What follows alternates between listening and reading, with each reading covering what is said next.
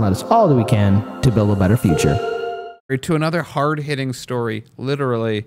And we'll have a video that we'll pull up in a second after I go through the details of the story. But everyone's going crazy, like just everywhere. It's like it turns out that if you have a country that doesn't have mental health care, everything costs too much. People have been isolated. I mean, if you saw, like, especially when me and Lainey were talking about, like, last year about, there's just going to be a lot of really terrible side effects of the pandemic that are going to outlive the actual virus. Well, we've been talking a little bit about just craziness on planes and how just it's gone nuts, and this continues. So Delta airline pilot, and so right, the title of it is, of course, pilot calls on all strong males to take down off-duty flight attendant on flight. I also want to remind you that all the stuff that we have to go through TSA and security, all the people that have tried to do stuff with planes, on planes, have always been stopped by the passengers, which is interesting. Delta Airlines pilot asked strong males to help subdue a problem passenger who turned out to be an off-duty flight attendant during a chaotic flight from Los Angeles to Atlanta on Friday. A Delta spokesperson repeatedly said the unnamed off-duty flight attendant hijacked the plane's public address system to speak to passengers about their oxygen masks during his flight 1730, which prompted a dramatic tussle with the passengers. Like, I've seen I'm very interested in that sentence, because it'd be crazy if the guy was just like, I'm not on, I'm doing my thing, and that's important to me how that happened, but no one seems to have the answer on that. So he said, this is the captain then says, this is the captain speaking. We'd like all strong males to come to the front. By the way, not people. Security failed. I'm just putting it out there as always.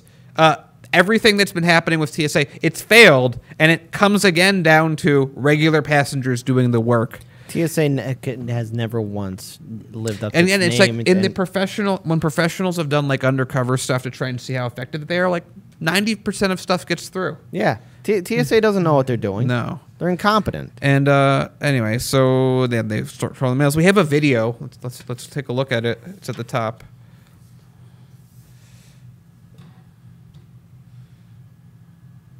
That's on mute. There we go.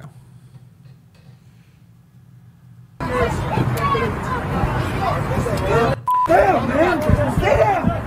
Come on, police will not get to that. Very restrained.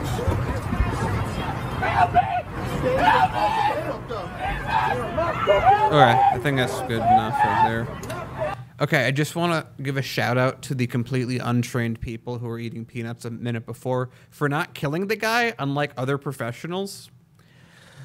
All right, put that out there. So look, I think we've all, and many of us have heard stories or have dealt with TSA firsthand. They fail as a security force. What they do is they cause the lines to be much longer. Security theater is their game. Yeah, and puts on the illusion that you're safe. No matter what you do, even when you go to the airport, you're not.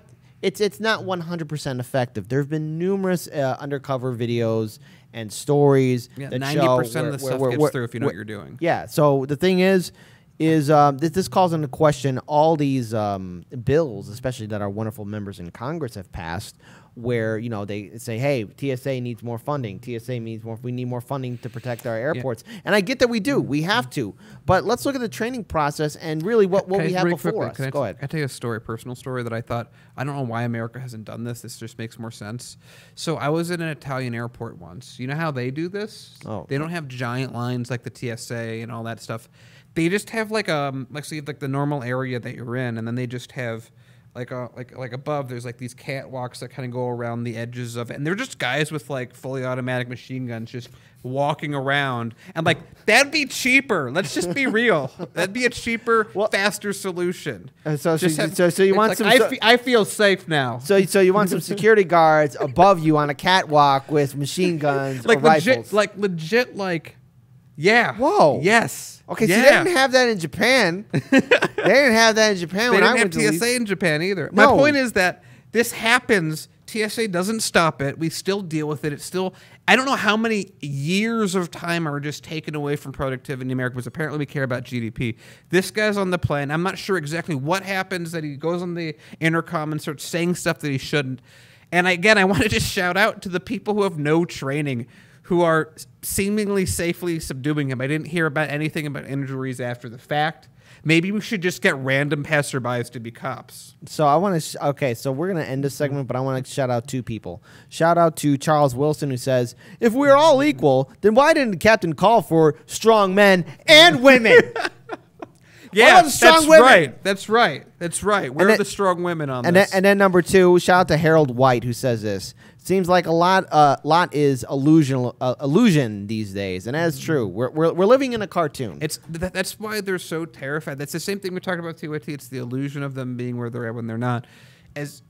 When all you have is that paper tiger of illusion, the most terrifying thing is people starting to question its existence, and they get really upset when that happens. There we go.